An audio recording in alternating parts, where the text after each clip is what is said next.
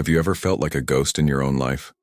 Like you are moving through the motions, checking boxes, achieving goals, but somehow, nothing feels real? Nothing feels like yours?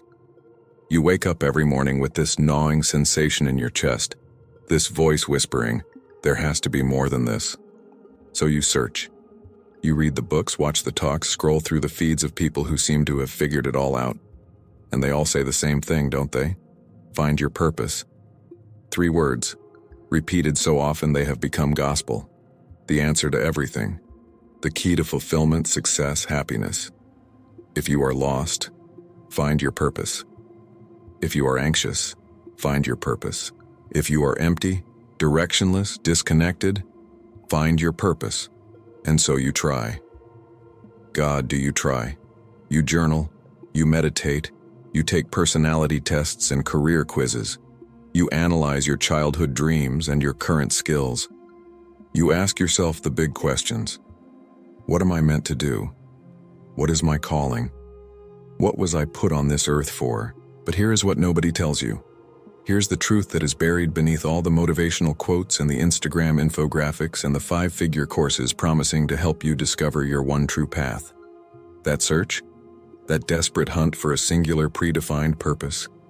It is not setting you free, it is destroying you. Let me take you back. Back to when I first encountered this idea. I was 24 years old, sitting in a cramped studio apartment that smelled like instant coffee and unfulfilled potential. I had just quit my 3rd job in 2 years. Marketing coordinator, they called it. But really, I was a glorified content machine, churning out posts and captions and campaigns for a brand I did not care about, selling products I would never use to people who did not need them. Every Sunday night I would feel it. That weight, that dread. Like my soul was being slowly crushed under the weight of someone else's dream. So I quit. Because that is what you are supposed to do, right? If it does not light you up, if it does not feel meaningful, you walk away. You go find the thing. Your purpose, your passion, your reason for existing. I gave myself 6 months. 6 months to figure it all out, to discover what I was truly meant to do. I read every book. The Alchemist. Man's Search for Meaning. Start with Why. I listened to every podcast, watched every TED Talk. I made vision boards and wrote mission statements. I even paid a life coach $300 an hour to help me uncover my authentic calling. And you know what I found? Nothing. Well, not nothing. I found 1,000 different possibilities. I could be a writer, a teacher, a photographer, a nonprofit founder, a speaker, a consultant. I had talents. I had interests. I had values. But none of them felt like the one. None of them gave me that lightning bolt moment, that burning clarity, that deep knowing everyone promised I would feel. Instead, I just felt paralyzed. Because if everything is possible but nothing feels certain, how do you choose? How do you move forward when every path seems equally valid and equally meaningless? The 6 months turned into a year, then 2. I took odd jobs to pay rent, freelance gigs that felt even more hollow than the corporate job I had left. I stopped going out, stopped calling friends. Because what was I supposed to say? Hey, yeah, I am still figuring out my purpose, still searching for that thing that will make my life make sense. I became a ghost, present but not alive, existing but not living. And the worst part? I blamed myself. I must be broken, I thought. Everyone else seems to figure this out. Everyone else seems to have that clarity, that passion, that purpose. What is wrong with me? Here is what I did not know then. What I wish someone had told me when I was drowning in self-doubt and existential despair. The idea of a singular, predetermined purpose? It is not a truth. It is a story. A very compelling, very profitable, very dangerous story. And it is not helping you. It is trapping you inside an invisible prison. A prison you built with your own expectations, your own comparisons, your own desperate need to justify your existence with a grand narrative. Let me show you how the trap works. How this single idea, this cultural obsession with purpose turns your life into a waiting room. Sign 1, the comparison spiral. You start noticing them everywhere. The people who have found it. Their eyes light up when they talk about their work. They speak with conviction, with passion, with certainty. The entrepreneur who started a company at 19 and never looked back. The artist who knew from childhood they were meant to create. The activist who found their calling after a life-changing experience. And you? You scroll through their stories, their achievements, their perfectly curated journeys, and you feel it. That sinking feeling. That voice that says, "Why not me? What am I missing? Why have I not found mine yet?" You start measuring your life against theirs, and you always come up short, because you are comparing your messy, uncertain middle to their polished, retrospective highlights. You are comparing your chapter 3 to their chapter 20. But you do not see that. You just see the gap, the evidence of your failure, your purposelessness. Sign 2, the paralysis of perfection. Here is the cruel irony. The more you search for your purpose, the less you actually do. Because if you have not found the thing yet, why commit to anything? Why invest time, energy, resources into something that might not be it? What if you choose wrong? What if you spend years building a life around the wrong purpose? So you wait, you research, you deliberate, you keep your options open. You dabble in this, experiment with that, but never fully commit to anything. Because commitment feels dangerous when you are still not sure. I remember sitting in that apartment, surrounded by half-started projects, a blog with 3 posts, a photography portfolio with 20 images, a course outline I never launched, a book manuscript I never finished. None of them felt big enough, important enough, meaningful enough to be my purpose. So I kept searching, kept waiting for the moment of clarity that would make everything make sense. Do you know what that waiting cost me? 3 years. 3 years of my life spent searching instead of building, questioning instead of creating, analyzing instead of living, and I was not alone. I met others trapped in the same cycle. Sarah, a brilliant designer who refused to take on clients because she had not figured out her true creative mission yet. Marcus, a talented musician who stopped performing because he was not sure if music was his real calling or just a hobby. Elena, a gifted teacher who quit her job to find herself and ended up doing nothing for 2 years because nothing felt purposeful enough. We were all waiting. Waiting for permission, waiting for a sign, waiting for the universe to hand us our purpose on a silver platter with a certificate of authenticity. The ghost behind the trap. But here is what we did not see. Here is the phantom lurking behind this whole idea. The reason it is so seductive, so pervasive, so hard to escape. It gives suffering meaning. Think about it. If you are struggling, if you are lost, if you are unfulfilled, it is not random, it is not meaningless. You are just on a journey. You are in the searching phase, the transformation arc, the hero's quest to find your purpose. And once you find it, everything will click into place. The struggle will have been worth it. Your pain will have had a point.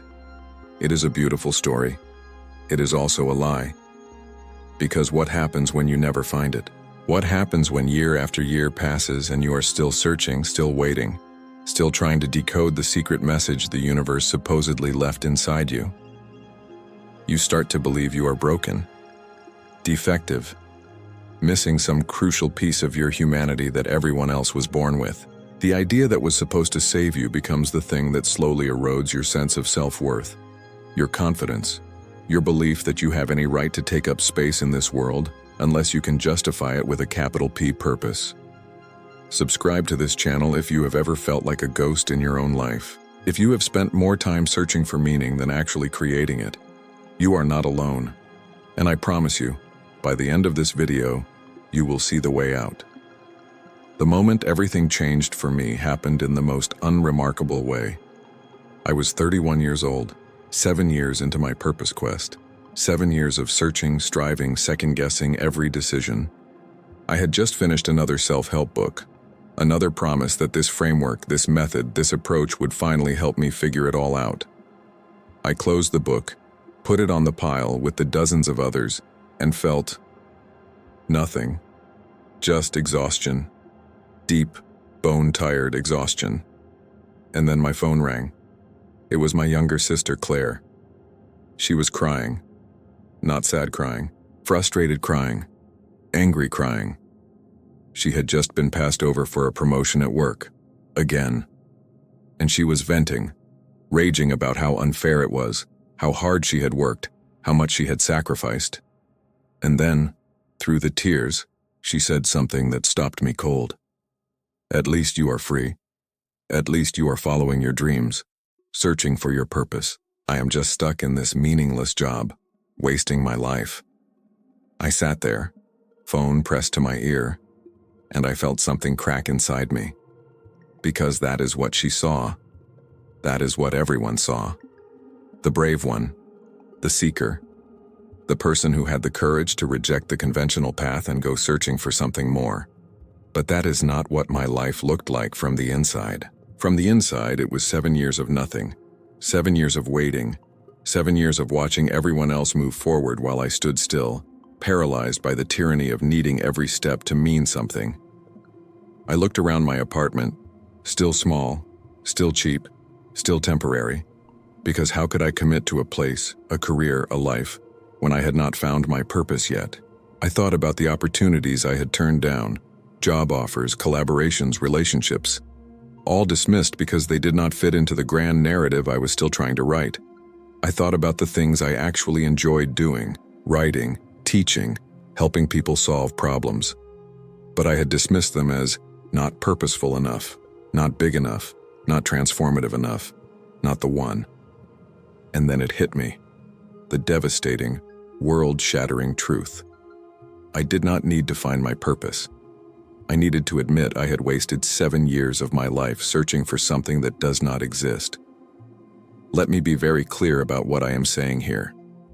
I am not saying meaning does not matter. I am not saying you should settle for a life that feels empty or unfulfilling. I am saying the opposite. I am saying the very framework you have been using to search for meaning is preventing you from creating it. Here is what nobody tells you about purpose. It is not a thing you discover. It is not a treasure buried inside you, waiting to be unearthed. It is not a destiny written in the stars or a message encoded in your DNA. Purpose is not found. Purpose is chosen, and then built, and then rebuilt, over and over and over again. You know what gave Viktor Frankl his purpose? Surviving a concentration camp and deciding to dedicate his life to helping others find meaning in suffering. You know what gave Jane Goodall her purpose? Spending decades in the jungle with chimpanzees and realizing she could use that work to inspire conservation. You know what gave Fred Rogers his purpose? Creating a television show that treated children with dignity and respect. None of them found a predetermined purpose. They chose something that mattered to them, in their specific context, with their specific skills and resources and opportunities. And then they committed to it. Fully, without waiting for cosmic confirmation, without needing it to be the one perfect thing. They chose, they built, they adjusted as they went. That is it. That is the secret everyone is selling courses to reveal. But here is the part that made me want to scream when I finally understood it. Here is the thing that filled me with rage and grief and a strange kind of relief all at once. Every year I spent searching for my purpose was a year I could have spent building a life I actually cared about. Every job I turned down because it was not my calling was an opportunity to develop skills, make connections, learn what I actually enjoyed. Every relationship I kept at arm's length because I needed to focus on finding myself first was a chance to build intimacy, support, love. Every project I abandoned because it did not feel momentous enough was practice I needed, feedback I could have used, momentum I could have built. I had been so obsessed with finding the right path that I never actually walked any path at all. I had turned my life into a dress rehearsal for some future production that never started. And the cruelest part? I thought I was doing the right thing. I thought I was being intentional, thoughtful, wise. I thought I was refusing to settle. But I was not refusing to settle. I was refusing to live. There is a difference. Once you see the trap, you cannot unsee it. And once I saw it, I started noticing it everywhere. The walking wounded, the purpose paralyzed. The meaning seekers who had turned their lives into eternal waiting rooms. The cost breakdown. What the purpose trap actually steals relationships. How many connections did I avoid because I needed to work on myself first? How many friendships faded because I was too consumed with my existential crisis to show up? How many romantic possibilities did I sabotage because I need to figure out who I am before I can be with someone? The math is brutal. 7 years. Hundreds of interactions declined. Dozens of deep connections never formed. All because I believed I needed to have my life figured out before I deserved to be loved. Skills and mastery. Malcolm Gladwell says it takes 10,000 hours to master something. You know how many hours I spent actually building skills during my purpose search? Maybe 1,000. Spread thin across a dozen different interests, none pursued deeply enough to get good, let alone great. Meanwhile, my college roommate, who just picked graphic design and committed to it without angst or drama, spent those same 7 years getting so good that studios were fighting to hire him. Not because he found his purpose, because he chose something and practiced. Financial security.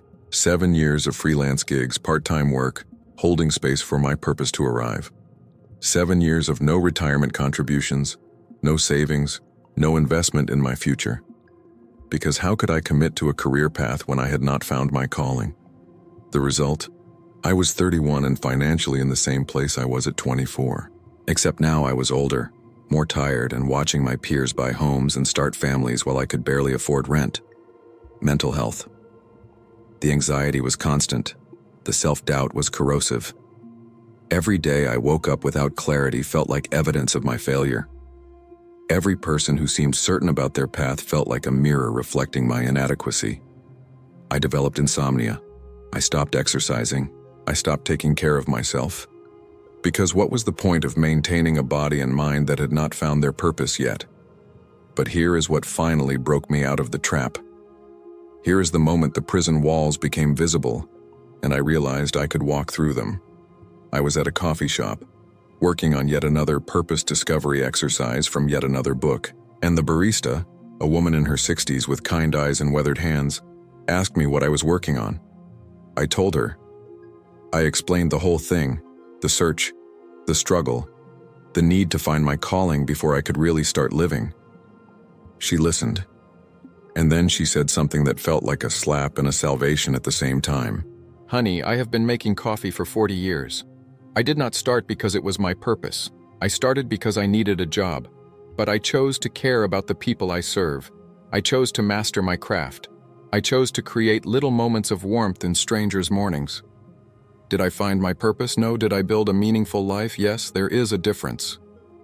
The real path. What actually works. Here is what I learned. Here is what I wish someone had told me at 24 when I first fell into the purpose trap. 1. Stop searching for your purpose. Start choosing your commitments. Pick something that matters to you right now. Not forever, not cosmically, just right now. Something that aligns with your current values, uses your current skills, serves people you care about. Choose it. Commit to it. Build with it. You can always change later. 2. Meaning is not discovered. Meaning is created through devoted action. You do not find meaning and then act.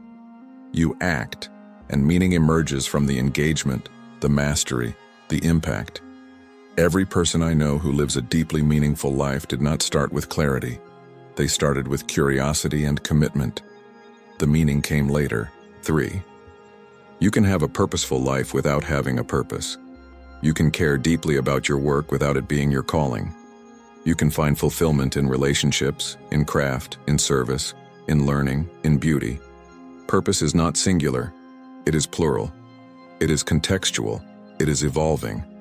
And trying to reduce your entire existence to one grand mission is not noble. It is reductive. 4. The question is not, what is my purpose?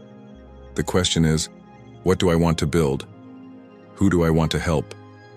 What do I want to get better at? How do I want to spend my finite time on this earth? Those questions have answers. Answers you can act on. Today. Not someday when you finally figure it all out. I made a decision that day in the coffee shop. I stopped searching. I picked something. Writing and teaching communication skills. Not because it was my predetermined destiny. Because I was good at it. I enjoyed it. and people found it useful. That is it. No lightning bolt, no cosmic confirmation, just a choice. And you know what happened? 3 years later, I run a small consultancy helping professionals communicate more effectively. Is it my purpose? I have stopped asking that question. Is it meaningful? Absolutely. Do I wake up excited most mornings? Yes. Could I pivot to something else in 5 years? Maybe. And that is okay. Here's what my life looks like now. I have clients I care about. Work that challenges me. Skills I am actively developing. Financial stability. A relationship that feels real because I stopped believing I needed to be complete before I deserved love. Friendships that have depth because I finally started showing up. A sense of groundedness I never had when I was searching for the big answer. And here's the strange thing. The ironic thing. The thing that would have made 24-year-old me's head explode. I feel more purposeful now than I ever did when I was obsessing over finding my purpose. Because I am not waiting anymore. I am building. I am not searching for permission from the universe. I am creating meaning through my choices, my commitments, my actions. The purpose I have now is not a thing I discovered. It is a thing I am constructing.